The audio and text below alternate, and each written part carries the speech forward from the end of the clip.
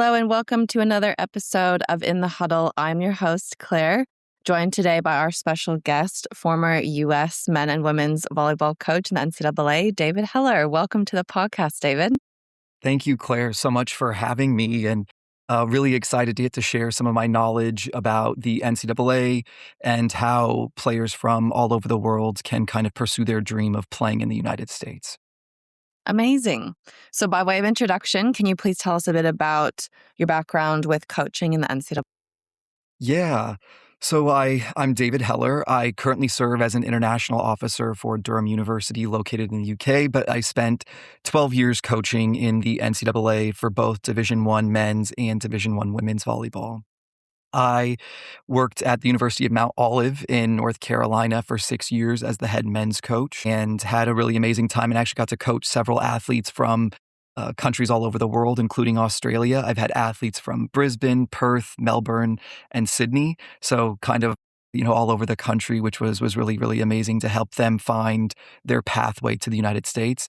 And then I spent some time coaching with our collegiate national team at World University Games in South Korea and in Taiwan. And so got to have some really amazing experiences with USA Volleyball through that. And finally, I ended my coaching career at Georgetown University in Washington, D.C., which is a Division I university in the Big East Conference. So I've had some really, really great experiences within coaching. Amazing. I think the first thing that I want to talk about is the difference that you've noticed between recruiting and coaching local kids in the U.S. versus kids from around the world. So from like a perception of skill level, perception of adjusting to the U.S. system, perception of coachability, all of that kind of stuff. What is your view on like recruiting internationals, coaching internationals, particularly because with the huge amount of our audience being from Australia, they might want to hear some Aussie differences as well. Yeah. I think one of the big things that any coach that recruits international students has to recognize is there is going to be a cultural difference in the way that they've been coached before they arrive to the United States. And in my experience, a lot of international players have a much higher technical skill level than American student athletes do when they're arriving on campus. The flip side is that the level of competition is usually higher in the United States because there might be just more people playing the sports. They get to play at a higher level because there are more people playing the sport. So that's one of the bigger differences I kind of noticed right away is that technique-wise and game strategy-wise, a lot of my international athletes came in at a really, really high level that our American athletes had to catch up to. But when it came to game experience at a high level, our Americans had more experience in that realm because they go to, USA Volleyball Nationals and there's 40,000 athletes there. It's not going to be the same as it would be in Australia where there aren't going to be 40,000 people playing boys volleyball at the national level. So, that's one of the small differences. By no means does that make one greater than the other, but I think it's something that you have to recognize coming in. Athletes should not be discouraged if someone from another country has a higher skill level.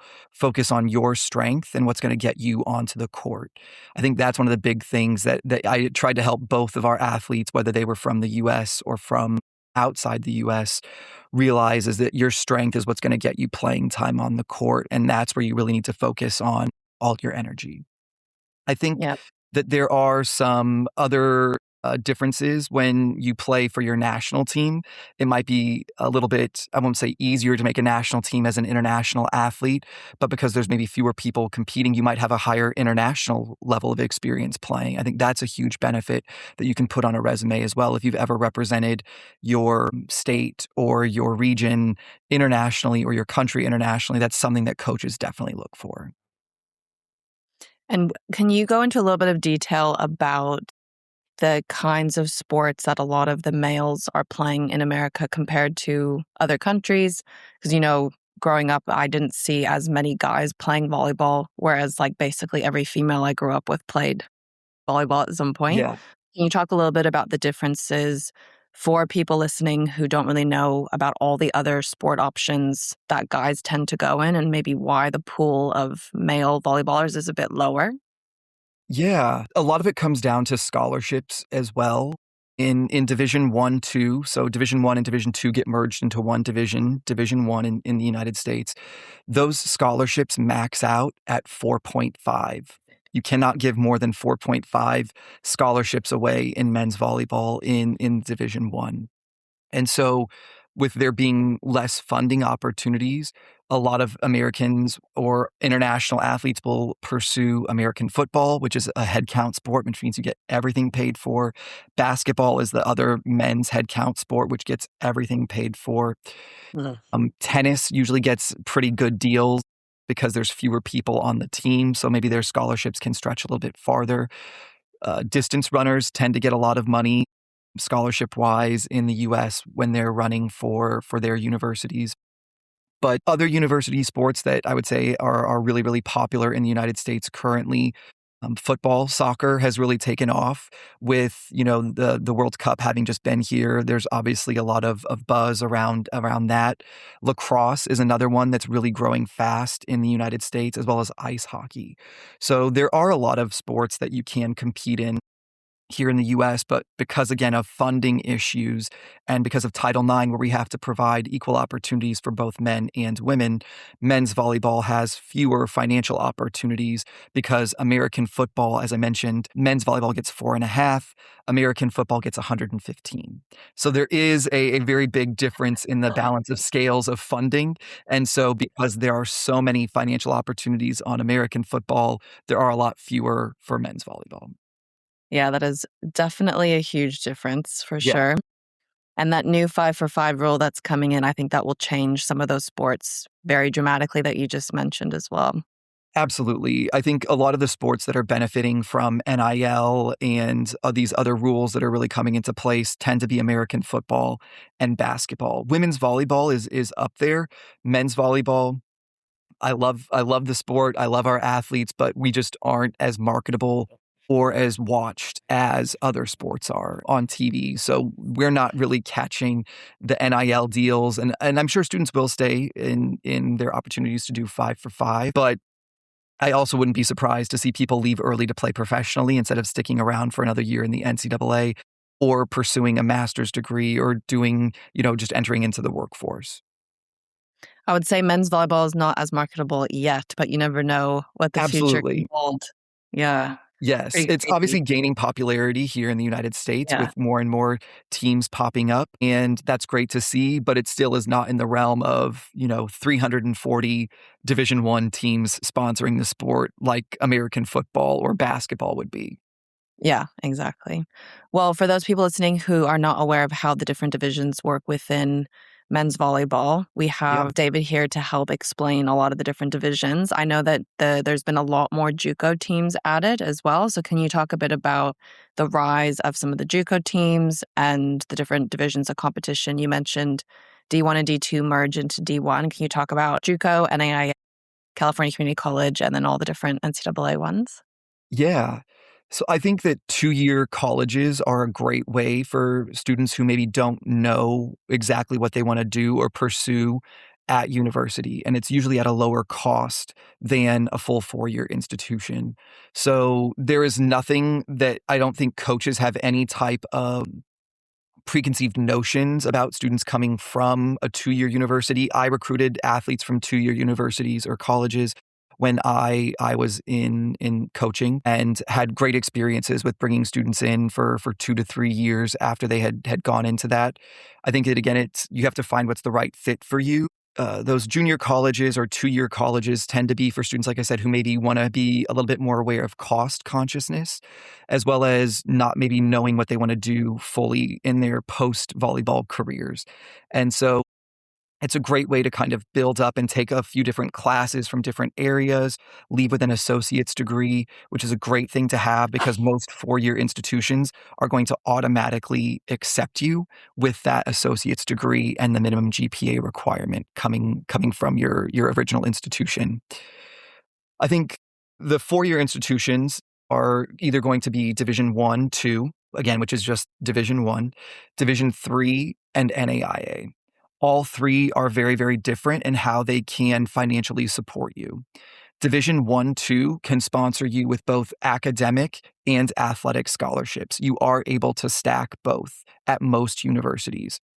That means you can receive $5,000 for being a volleyball player, but you got a $10,000 academic scholarship because you did really well in high school, and you can combine those to take $15,000. It's a great way if you're, again, trying to find a great way to combine your academic success with your athletic success. Great way to combine those. Division III institutions can only award academic and financial need scholarships. So those are going to go, again, to students who have proven that academically they are a strong student. So if you are struggling in some of your high school classes, you're not quite sure if university is for you, an academic scholarship at a Division III university is probably not in the cards. So you want to make sure that you're applying to universities where you are going to be eligible for the highest amount of funding, as well as meeting some of your other goals when you're looking to play. NAIA is going to be similar to Division I, II. So you are going to have access again to both academic and athletic scholarships. However, NAIA tend to be smaller universities. So a lot of them are going to be liberal arts colleges that range anywhere between 1,000 to 3,000 students. They're not going to be these massive state-sponsored universities like, UCLA. It's going to have 25 to 40,000 students. You're not going to see a lot of NAIA schools larger than 5,000. So you kind of, again, have to fit and see, what's the best financial, personal, and athletic fit for me to attend. And also knowing that a lot of times, a lot of people hear the number 1, 2, and 3, and they hear junior college 1, 2, and 3, and they think Right. that's the relegation promotion and that you can move based on how you do. And we definitely talk about that basically in every podcast about there's no relegation and promotion. No relegation, no promotion. And so the university I coached at was Division II for all sports except men's volleyball. So we got moved to Division I. So we were Division II, but every year we would beat at least one Division I team. So it really doesn't matter necessarily what division you are. You tend to have the ability to beat at least one or two teams in the division that is above you.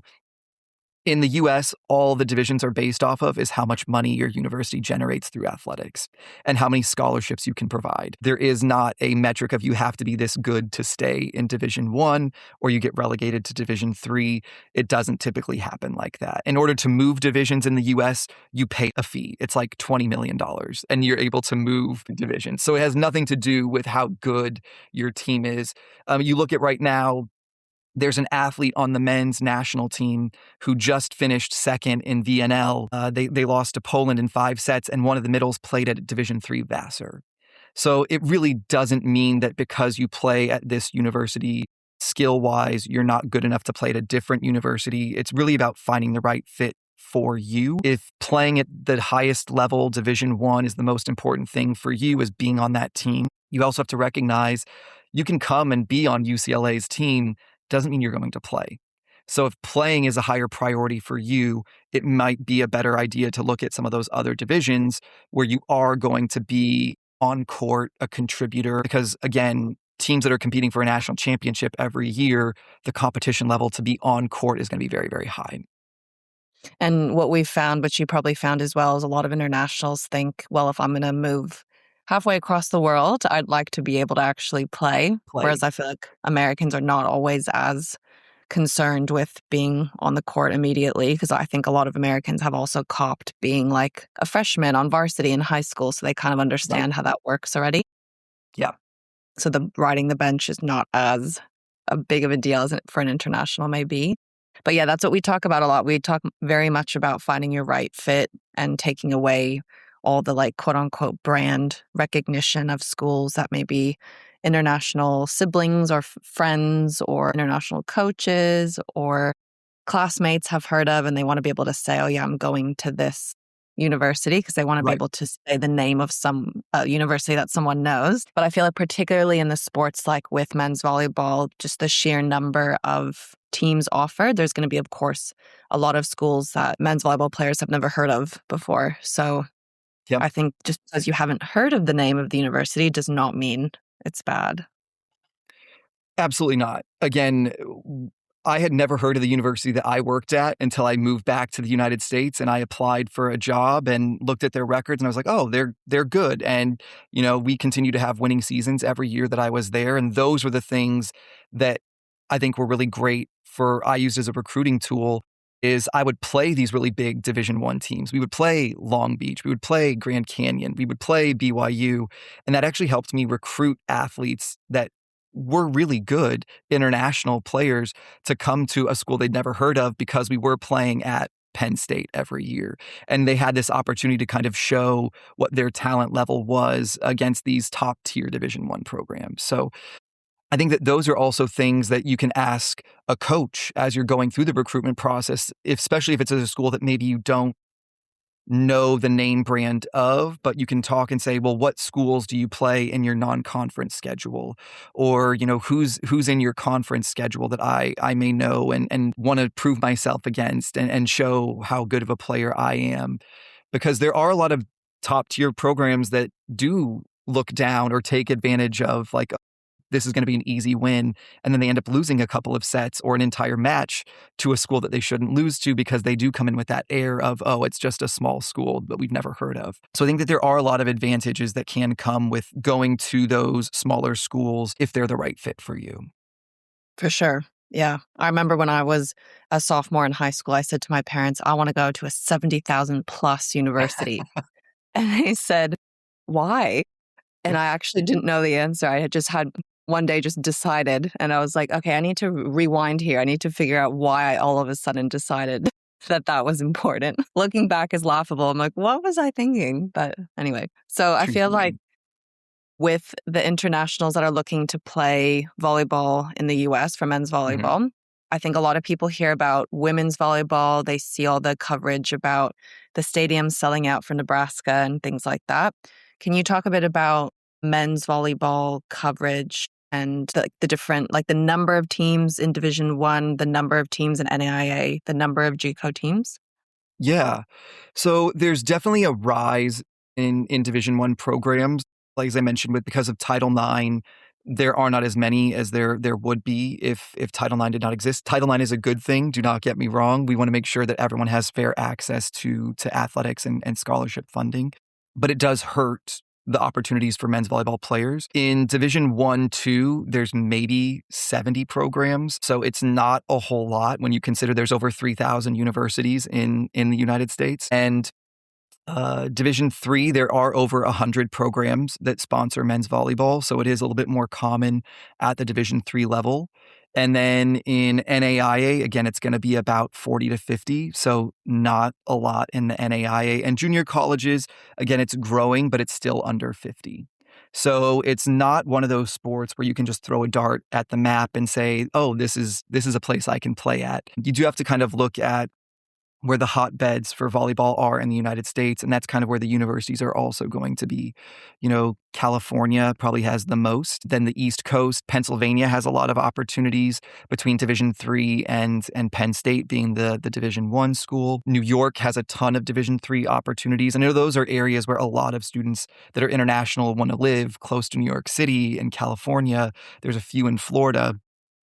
There's a lot in Chicago, Wisconsin, Indiana that are popping up now in the Midwest, Missouri. So you really have to also do research year round. California is going to be great year round, but then you have to think all the American students are also applying to those schools and all the other international students are also applying to there.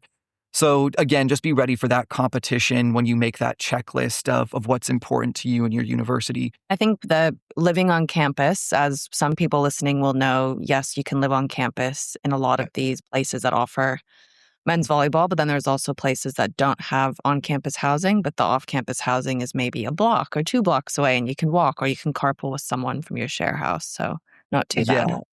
It's very common for athletes, if they do live off campus, they're living with other athletes. And it's very easy to catch rides back and forth to different places. Another thing that's great about living on campus, as whatever your university is going to require, because every university in the US will be different on what they require for international students, but you're able to work as a student athlete. And because the spring season is the in season for men's volleyball, all of my international athletes worked all of fall. And that's another thing, important thing to ask your coach is what opportunities are there for me to work while I'm on campus? Do you allow me to work while I'm on campus? Are you supportive of me working while I'm on campus? Because on a student visa and I-20 in the US, the only place that you can work is on campus, whether that be the library, the gym, swiping people in, the cafeteria, whatever it ends up being, that on campus is the only place you're allowed to work. So I definitely think that as you go through the recruitment process, that is an important question to ask your coaching staff that you're working with. And then also ask Sure. about what the norms are for living on and off campus. Our students typically lived, when I was coaching on the men's side, typically would live on campus year 1 through year 3, and year 4, they would find a place off campus that was, again, within 5 or 6 blocks of main campus. And I love the fact that students are actually allowed to work only on campus as internationals, because I think it's a really positive thing where you can build more of a community. You get to have the opportunity, but also you're also competing against Americans who want to work on campus as well. So it's not like Right, exclusive to internationals. But right. yeah, my sister was a tour guide at her uni. It was great. I got to watch her in action one time when I visited. Oh, yeah, Yeah, that's another great one, guide. student ambassadors. All Yeah. universities want international student ambassadors. It's a great way for you to also work on your public speaking skills and all these other great things. So that's another, like you mentioned, giving tours, but all great ways to earn money on campus. And we also say that there's definitely coaches and divisions where working is not necessarily realistic. So that's really Yeah. great that you mentioned it's important to ask the coaches that are recruiting you, like, hey, is how many people on your team work and are you supportive of working in the off season and all that kind of stuff? Because yeah, there's definitely programs where it's probably not recommended or supported to be working because you're training and playing so much. Yeah. And I think that as you go through the recruiting process, the best thing that you can be is open and honest. I think that's what, as a coach, I really, really appreciated when I worked with students who would give me honest answers when I would ask them, do you think you're going to need to work on campus?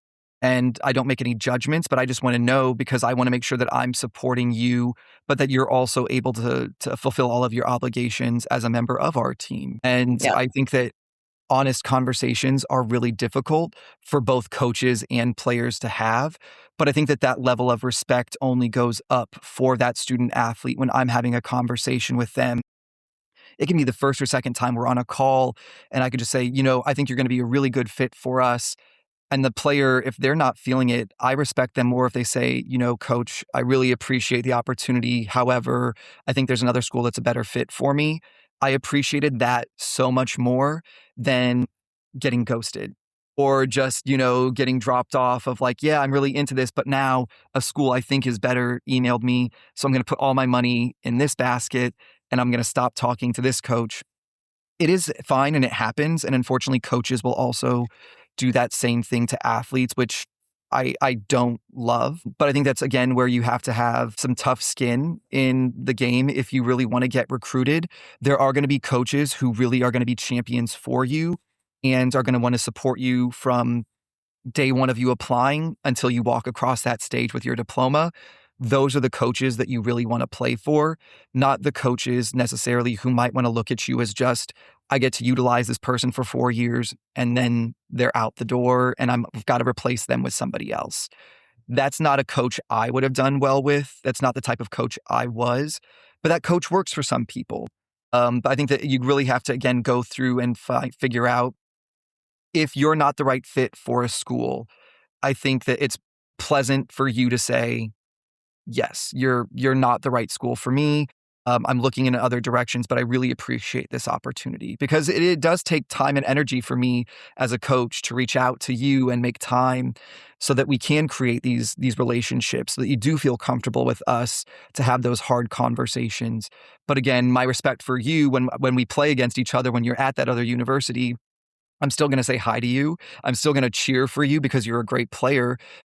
I'll just be, bummed you didn't come play for me to be a great player, but I still want to see you be successful. Whereas if you ghost me, I'm not going to necessarily have that same type of rapport that I would have if you gave me that honest answer in the recruiting process.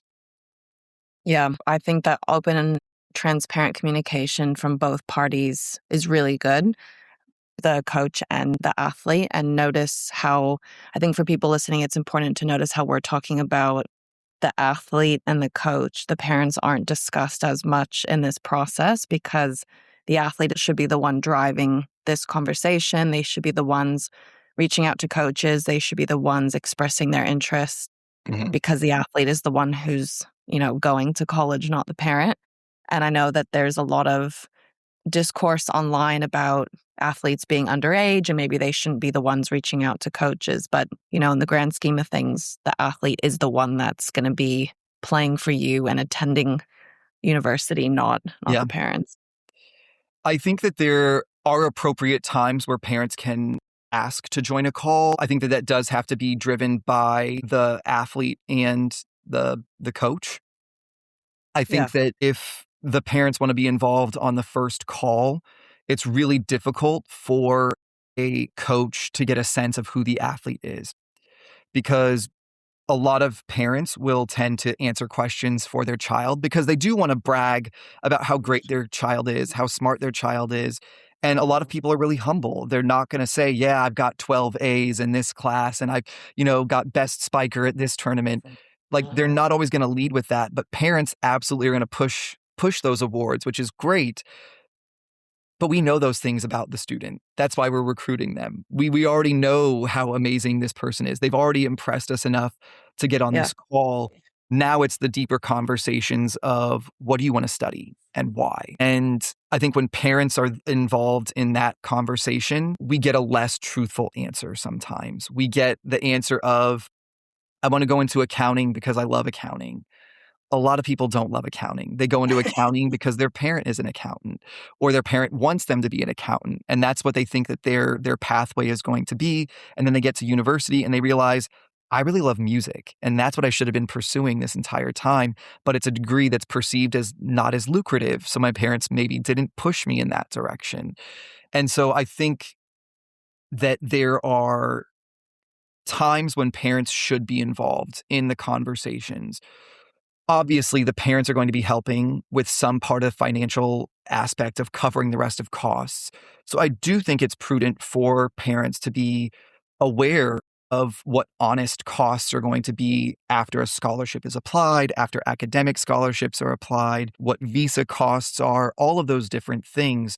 But I would say in the first 5 conversations, it's not really something that the coach and the athlete need to have the parent present for. I think Mm. after that, once we've gotten to a comfortable part where I know if a parent hops on and the athlete gets a little more quiet, I'm okay with that because I've already had 5 conversations with this athlete. I know who they are. They know who I am. And then I get to have that conversation because I also want parents to trust me as a coach with, caring for their child. I think that's the part that parents want to be involved in is that if I'm going to be sending my student 15,000 miles away to play volleyball, I need to know this person is legitimate and has my son's best or my daughter's best interests at heart. And that's why I would suggest parent calls after, 5 or 6 calls, because I do want the parents to also trust me that I'm going to help take care of their child being so far away from home. Because as you mentioned earlier when we were chatting, that coaches wear so many different hats. And we have to be available to students when they have a breakup, if their parents are having issues, if there's a death in the family that they can't return home for, if there has been a substance abuse issue. These are all things that as a coach, I had to deal with. And there is no prep book for how to deal with them. So you have to make sure you have good relationships with these athletes and their families. So when these issues inevitably come up, because they always will, something will always happen that maybe won't be positive for the student athlete. And you want to make sure that they feel comfortable coming to you and saying, hey, coach, I have a problem. What would you do in Yeah. this scenario? I can't return home. My grandparent passed away. I'm really struggling. I'm going to give you a week off of practice. I'm going to have you, meet with our on-campus counseling services. I'm going to have you come in and just do a daily check-in with me. And we're not even going to talk about anything volleyball related. We're just going to talk and I want to make sure you're okay. Those are all things that have nothing to do with skill training, video, recruiting, but I want to make sure, and I think all coaches should make sure they're ready to do those tasks and make sure that they're ready to do that with every athlete on their team. What is a favorite question that you've been asked by a parent on a call? Wow. I would say a lot of them revolve around funding. I don't know why it's not my favorite question, but I think that students are so shy to ask about scholarships. Parents never are. Because it's one of the first things we're taught as Americans is, you got to be really smart, you have to have high need, or you better be a good athlete. Like those are the three ways you're getting money to go to university because it's so expensive. So it was always when I would let parents know what our financial package was and like, is there anything else that we can do? Anything else that we can pile on? And, I think that it really pushed me because then I started actually looking for external scholarship sources that were not tied to the university. And there are a ton of scholarship resources that are out there for students who are willing to put in the time to put in an application. So I don't know if it was my favorite question per se, but I think it actually forced me to be a better coach and a better recruiter because it forced me to look into additional financial resources that are available that aren't just tied to volleyball or academics. And I really liked that I could then say, yeah, I actually have this additional resource for you that you can find more funding from that doesn't rely on your grades coming out of high school. So I'd say that was a question that I think made me a better coach for sure. I think that there's a big cultural difference between speaking about money in America versus speaking about money overseas. And Yeah. with me being half Australian, half American, and having lived half my life in both countries, to me, it's very jarring how Americans are just, you talk about all this kind of stuff. It's a bit more normal. I think also because of how expensive uni is, Mhm. that like all the costs are listed on the websites. You can look at how much it costs to live in a shared room versus a dorm that has like 4 adjacent rooms with a shared kitchenette. You can see how much it costs to have 3 meals a day versus unlimited meals versus like you can see all of that. It's all very clearly laid out, and that's just not really how it operates in Australia. Like the cost of what it would be to spend a year at university, living on campus or living off campus at home, those costs are not set out like that. So Right. we've had people that we've worked with as well as people that we haven't worked with who get very, what's the right word, like surprised when the word budget comes up. Just that Mm. word budget. Some people will just, you can see a physical reaction. They don't know why that word is coming up. They don't want to talk about it because they don't fully understand what it means, or they've never thought about what their budget is for their son or daughter to go play volleyball in the US. They've just not even considered a large like number, whatever that might be. Yeah. And I remember we spoke with a triathlon coach on our podcast earlier, and she was saying that a lot of times athletes have no idea what their budget is, and it can be a little bit frustrating for her because she just doesn't really have much to go off of. Yeah. But we spoke a bit more off camera, and I explained a lot of the cultural differences, particularly within Australia. And then we finished that conversation. She was like, oh, that makes so much more sense why these kids don't know, or the parents, both of them, don't know what their budget is. Yeah. So that was good. That was like a bridging the cultural gap there.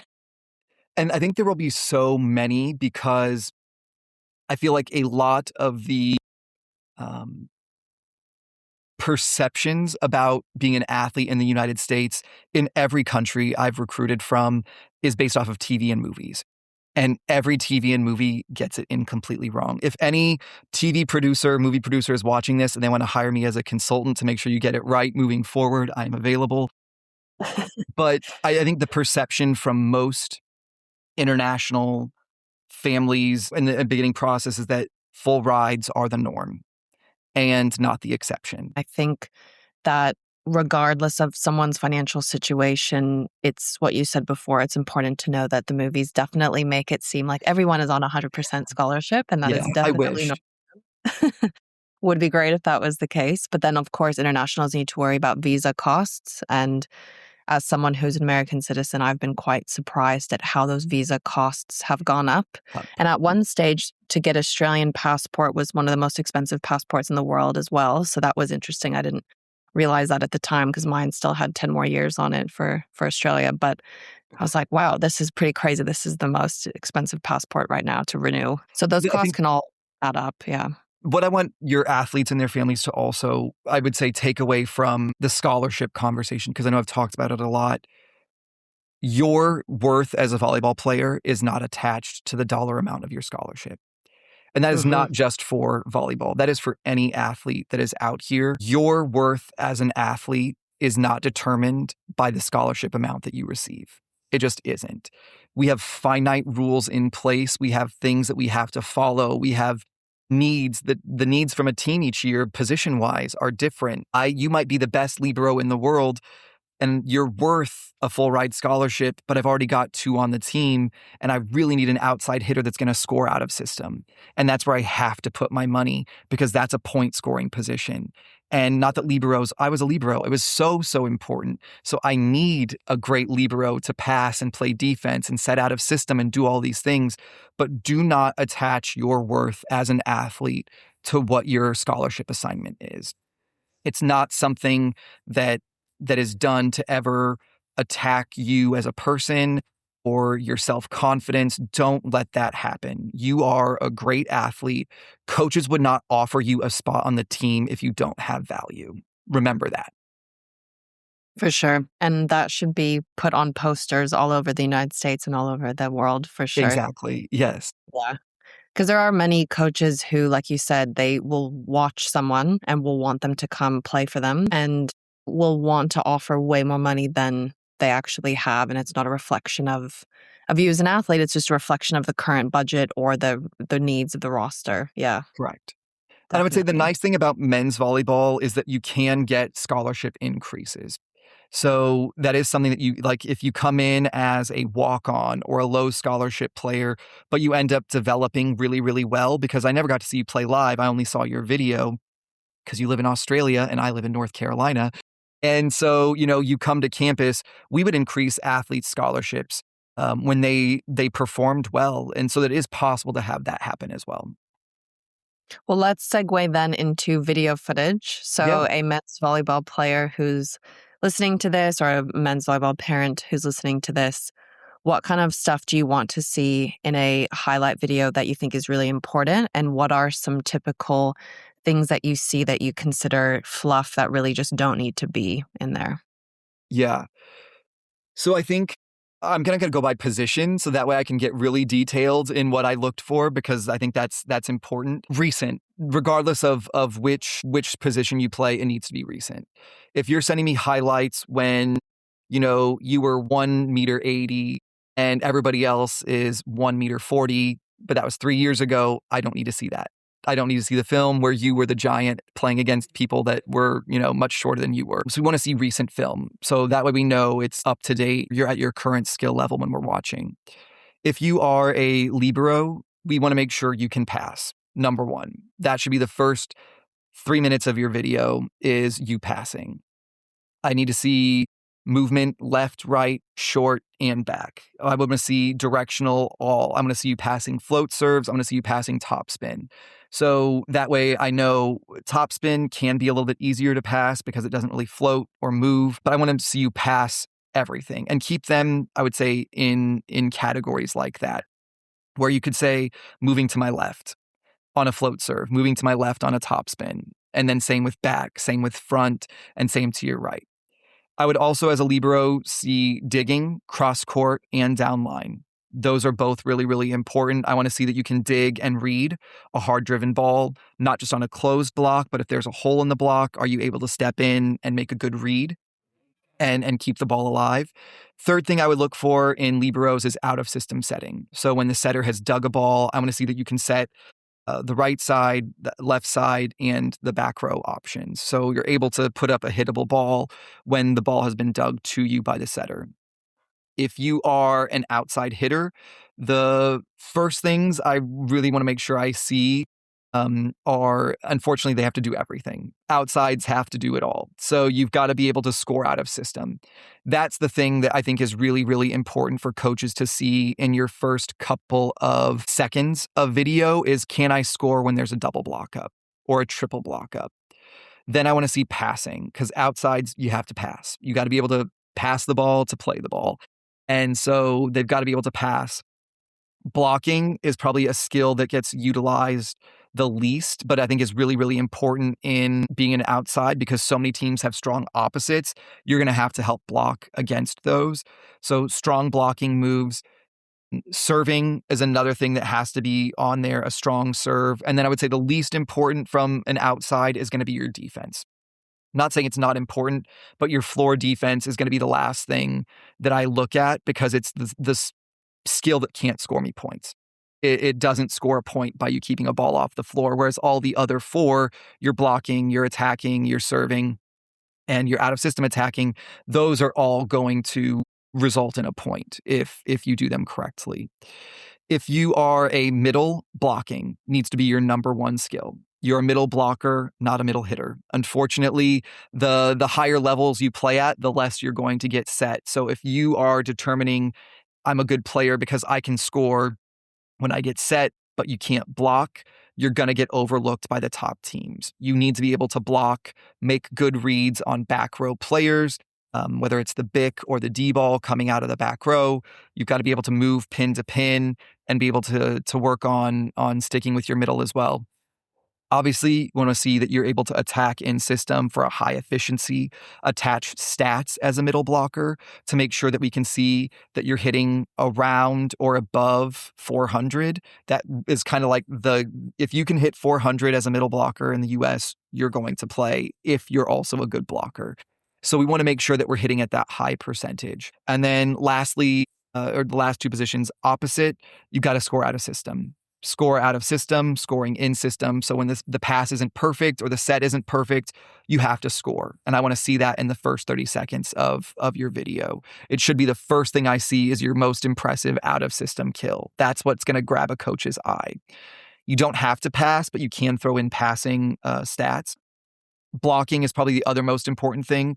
The most percentage of balls go to the left pin and opposites and setters block at the right pin. So you want to make sure your blocking skills are at a high level. Serving, also, you've got to be able to score points with your serve, and then your floor defense, again, being probably the last thing. With setters, I would say the most important skill is going to be transferring the ball. So when you have a bad pass, are you able to push the ball out or push the ball back depending on where the ball took you to? Are you able to get your feet to the ball and put up a hittable volleyball for your teammates? Working not just with great passes, show me you setting off of terrible passes. Show me you saving a ball that was going over the net and you one hand flick to your middle and your middle sticks with you and drops it on the 3-meter line. So I think that there are a lot of skills within that with setting. I want to see you set back row options in system. I want to see you blocking again because so many balls are going to go to the outside hitters where you're blocking. We want to see how you line up with them. Floor defense and serving are also really important as a setter. I would say more important than they are for the other positions like outsides and opposites. I want to see you be able to keep a ball up so that we can dig the ball to our libero so they can set while you're on the ground. I know that was a lot of information, but those are the things that are going to stick out. If you are a middle, you don't start off with you serving. Don't. Start off with you blocking. If you're an outside or an opposite, out of system attacking, scoring a point. That's what we want to see first. Libero, passing. Setter, nailing a perfect set on a maybe not great pass. Those are the things we want to see first in the first 10 seconds of your video to keep us watching. And when you look at the angles of video that gets sent through to you, do you want aerial shots from the same side that team is playing from, or do you prefer seeing videos where you can see the whole court, maybe from like the middle? Typically, I would say from the back line of the side that the player that we're recruiting is on. Especially if they're a setter or a passer, it's just a lot easier to gauge what their movement was tracking the ball. How did their set actually make it all the way out to the antenna? Because when you're watching from the sideline of the whole court, it's a little bit tougher to see some of those movements. Yep. Okay. Fair enough. And we also have had coaches from other sports who say, we'd prefer to have a running highlight video where it's not being stopped and circled. As a coach, do you prefer someone to be circled and then sent through, or would you prefer just a caption down the bottom that's like, this is my number, this is the color, and then you can just track them the whole time?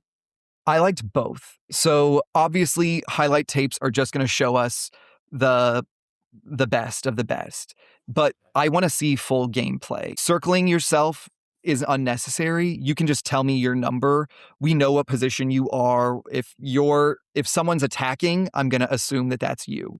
And your number is going to be on the back of your jersey. And so if you're showing us that highlight clip, don't need to circle or highlight who you are in the actual video. Just say it in the caption. This is my number.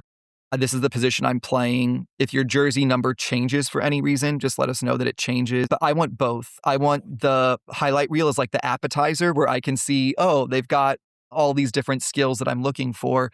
And then the full game footage is the full meal. This is where I can see, you know, obviously everyone looks great in a highlight reel when they get 12 kills in a row.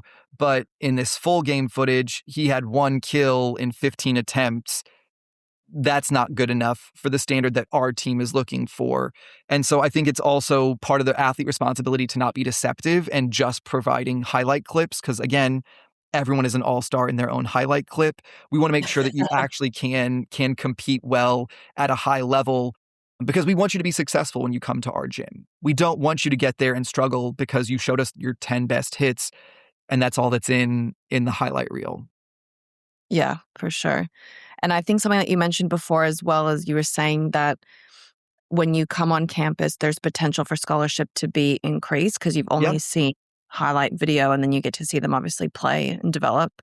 So we see that a lot, especially in other sports. There's a lot of coaches who will say to us, hey, we just can't recruit someone that we haven't seen play live. We're just not comfortable with that. Yeah. So a lot of those coaches will say, if you can get over to the US and start in a different division, prove yourself, and then maybe transfer. Do you feel like that happens a bit more with volleyball, or do you think a lot of coaches take the highlight videos and the full games more at face value?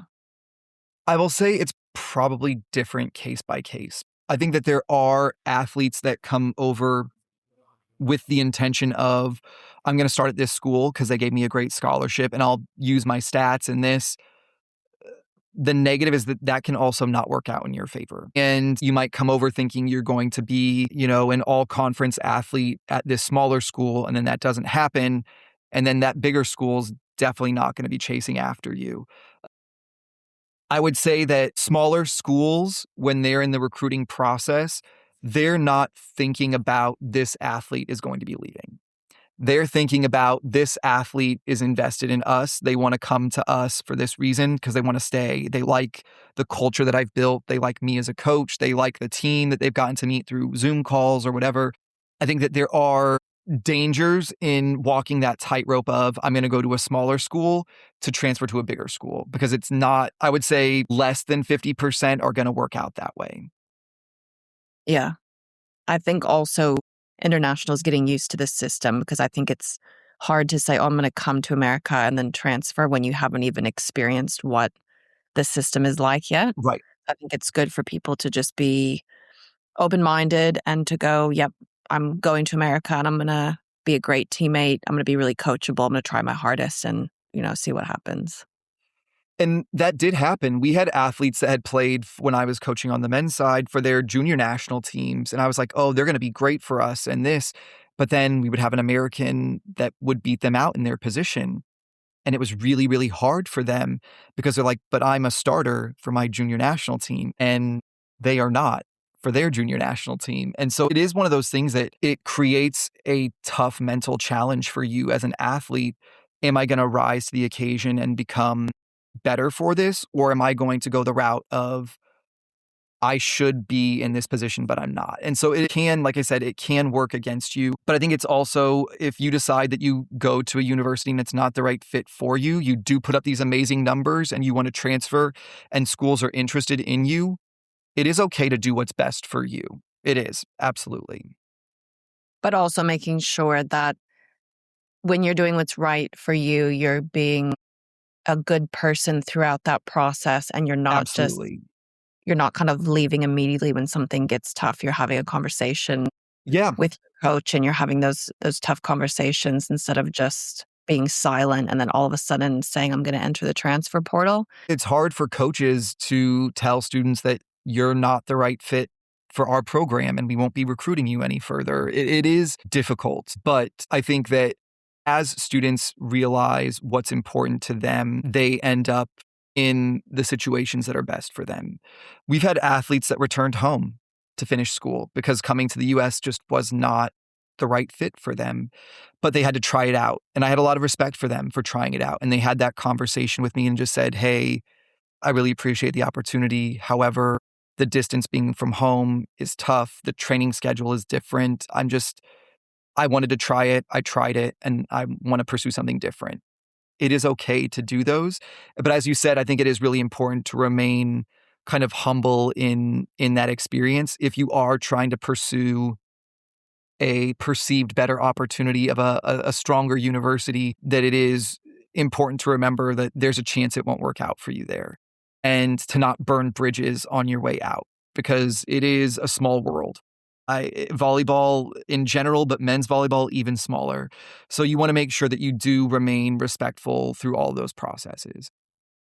I think one of my favorite videos in that topic was the UConn women's basketball coach who was talking about a recruit that he was recruiting. And he said, this person sat down in their chair. We started the video call, and I could tell that this person thought they were too good to speak to me.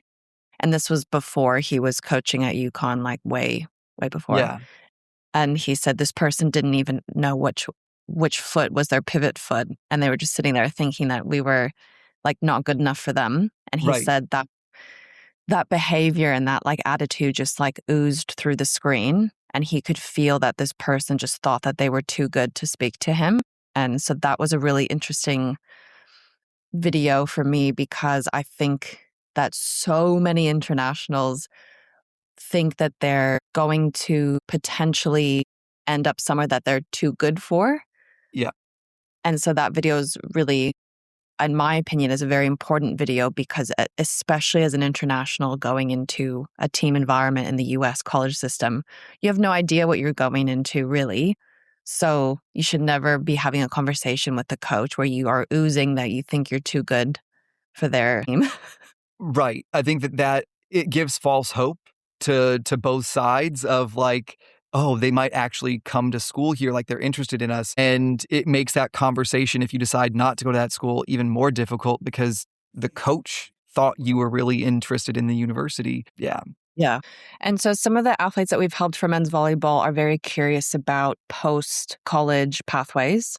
Yeah. And they have asked me a couple questions. The question that always seems to come up is, do international pathways, for those pathways, does it matter which division I played at in college? So that's a big question that they ask us.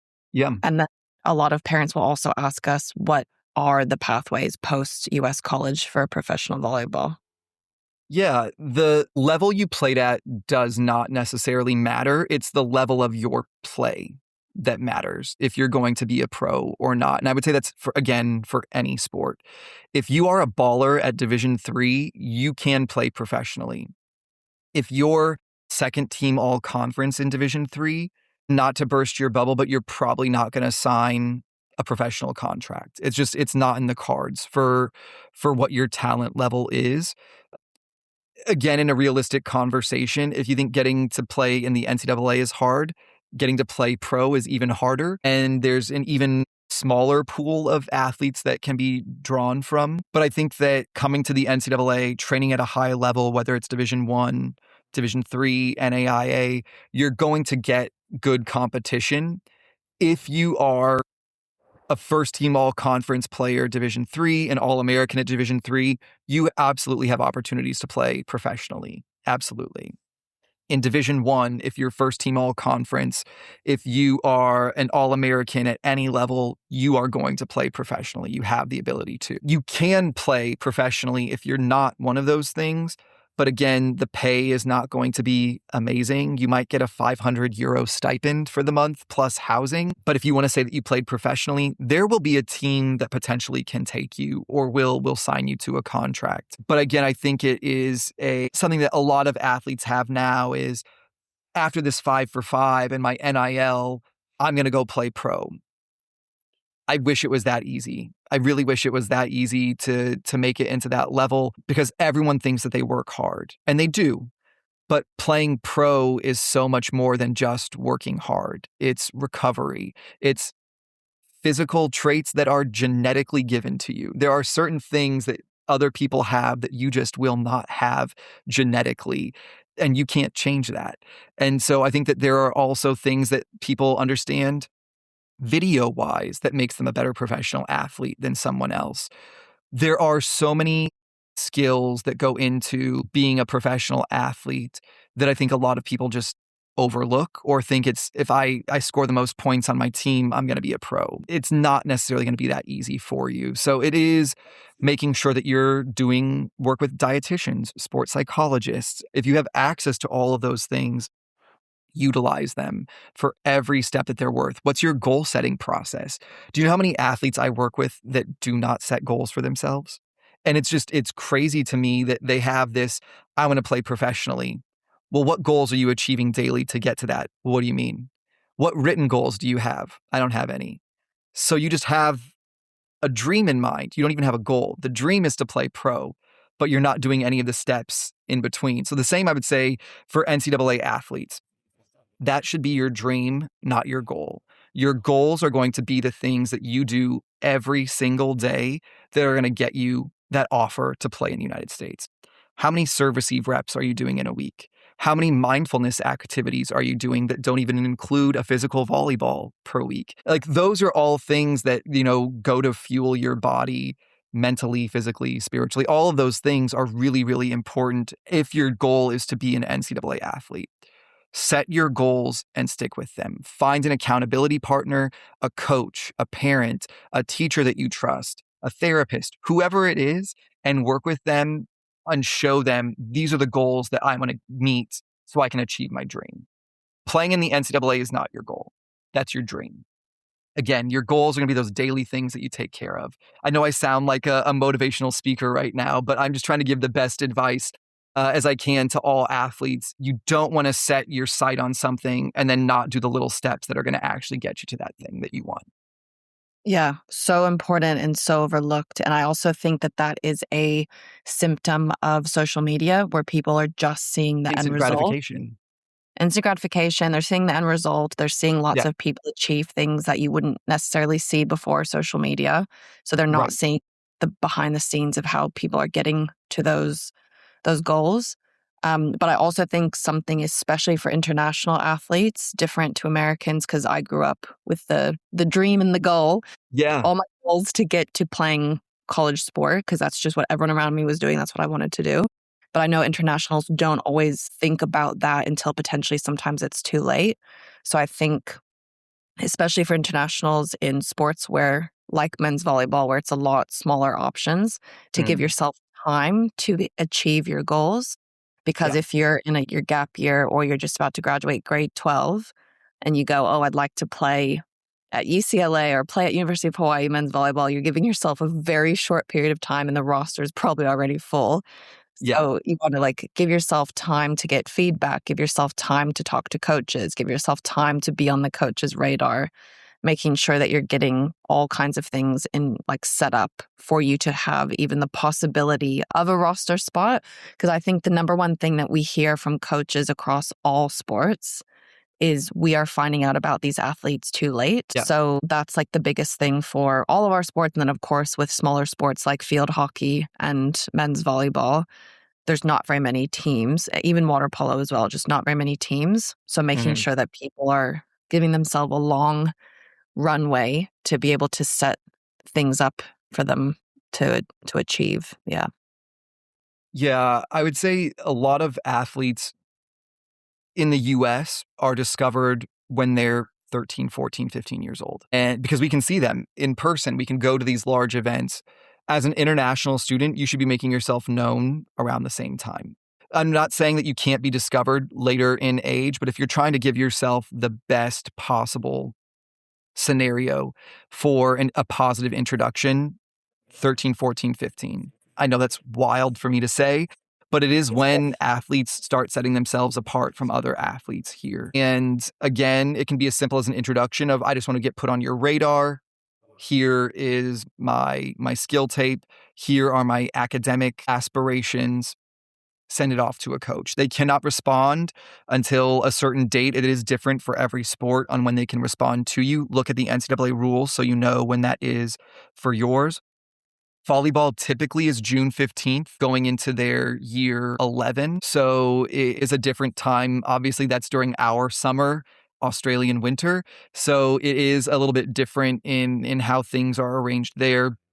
But that is typically when the first offers go out. So you still have 2 years of high school left by the time some American athletes have already committed to their university. I'm not trying to scare you and say that there are no options if you are, you found the sport later in life. There are universities who are always open to accepting an international student. Again, you have to be okay with it not being the number one university in that sport. It might not be the top 10 in that sport, but it is one of those things that if it's your dream to play in the NCAA, make sure you've done your due diligence. You've gotten out in front of these coaches early to let them know you exist, and then stay in contact with them. Every time there's a big tournament, anytime you've represented your country, send over video. Let them know like you're still pushing to pursue. Once they're able to communicate with you, they'll set up a time to meet, or they'll let you know, thank you, but we aren't in need of your position, or, we've already offered someone in that position. So, but getting out in front of them early is the most important thing. And I remember when I was in middle school, I don't think that rule had passed yet, where there was like the June 15th. So I remember people around me in middle school in America were getting offers and negotiations were going on, and we were like 11 years old. Like, it was crazy. I'm glad there's more rules now. And I know that like generally Americans are committing earlier than any other nationality, naturally. Right. And I think sometimes internationals get concerned when they see commitments from Americans. But I think even regardless of when commitments are posted, international kids should be putting themselves out there earlier, even if they're not 100% sure if America is where they want to go. They need to put the feelers out there. They need to get feed, do all of that stuff, even if it's maybe just one of a couple different options that they're thinking about for post high school life. I'd say if anyone is interested in pursuing sports post high school, do research on all the countries that offer sports scholarships or sport opportunities for collegiate level, university level. United States, Canada, United Kingdom, whatever country it is, Australia, New Zealand, looking at these places, find out what it takes to play there, what it is like for an international student in these countries. There are a lot of Australians that actually do end up playing in Canada as well, in U Sports, their version of the NCAA. And I think that there are a lot of great opportunities, but if you know you want to play a sport, look at all your options. And the sooner that you recognize, this is when I have to enter the market in Canada, this is when I have to enter the market in America, this is when I have to enter the market in Australia, you'll just, number one, you'll be a better organized person because you're going to have all these deadlines down. But I think you're going to put yourself in the best scenario to be recruited by the right university. If you know, I want to play a sport, where can I play this sport? And you just do your due diligence in that area. And I think what's been good is that we're seeing more and more people across Australia that are in grade 9, grade 8, reaching out to us. And I'm very pleased about that. I think it's never too early. Whereas even like 5, 6 years ago, people were still not really reaching out at that age. And now it's getting much better because I think the US pathway is just growing and growing and growing, especially in Australia. So it's been really exciting to see so many people like exploring it and thinking about, starting earlier. And it's so good. So the best thing I think any human can do is spend some part of their academic life outside of their home country. It was the best decision I ever made. It's led to so many cool opportunities for me and obviously for you as well, being able to pursue a career within doing something similar. But whatever it is, even if you're not playing a sport, I want more people to spend a semester abroad or a full year abroad or doing something where they can learn in another culture. I just think it's really, really important, especially right now in the world, just making sure we all kind of have a greater understanding of how things can be. Yeah. And it helps grow compassion, et cetera, all those fun things. So we'll finish off in a moment with this podcast. Thank you for being so generous with your time. So we've covered a lot of topics. We've talked about recruiting. We've talked about video footage. We've talked about experiences that you can have post college life in the US. We've talked about all the different kinds of countries that you've recruited, things that you want to see from your athletes, transferring, all different kinds of topics. Is there anything that you'd like to end the podcast with that we haven't covered today? I think the biggest thing that I always want to impart all of my athletes with is the right fit. I know we've talked about it a lot on the podcast, and this would, again, not just be limited to volleyball players, but if you don't have a checklist, I recommend you start a checklist. In your checklist, don't do it with your family members, don't do it with your friends, don't do it with your partner, do it just by yourself. And write down, I would say, 10 to 15 things that are really important to you in your university experience. That could be, I want to play for the number one team in the country. I want to have little to no debt when I graduate. I want to be close to home. I want to be in a large city. I want to be in a place where there's a community. I want to be playing in front of a lot of fans. No one can tell you what your 10 to 15 things are going to be on your checklist. But then you need to rank order them. What's going to be my most important thing? What's going to be my next important? Once you have that checklist down, then you can share it with your family and let them know these are the things that are most important to me.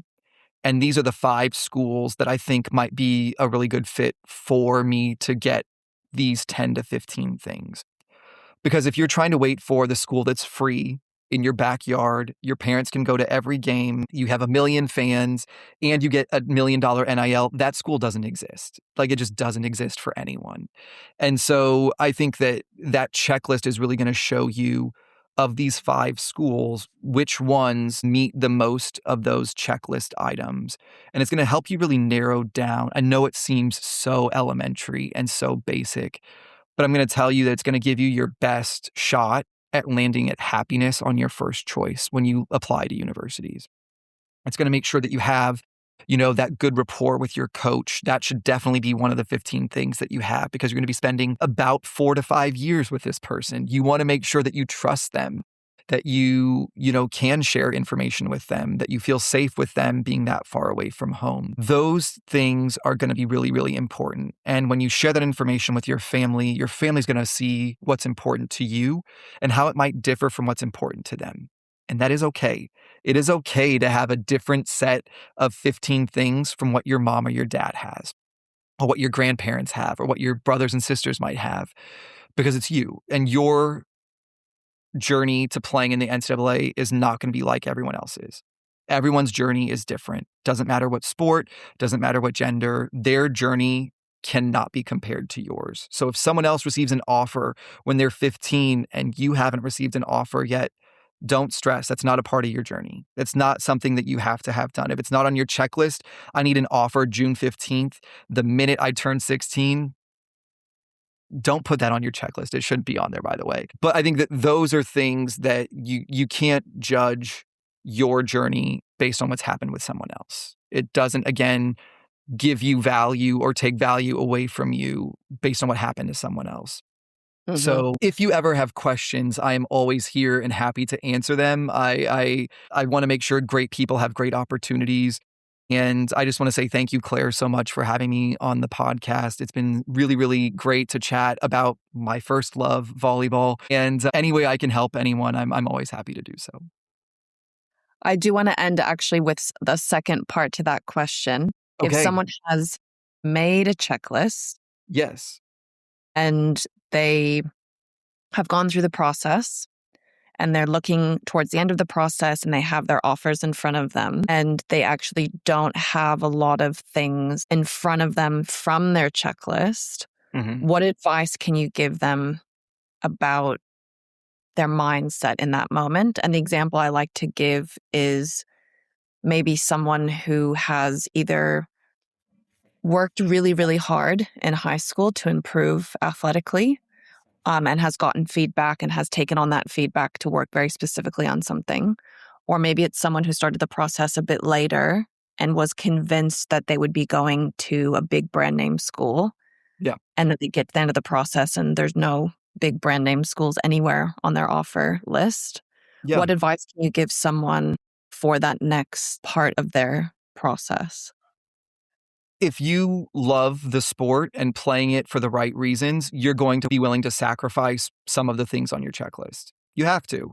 There's not going to, like I said, there's not going to be a school that checks off every single box, or you might not even get your number 1 and your number 2, but you might get 3 through 15. And that's still a pretty great school if you're going to get those.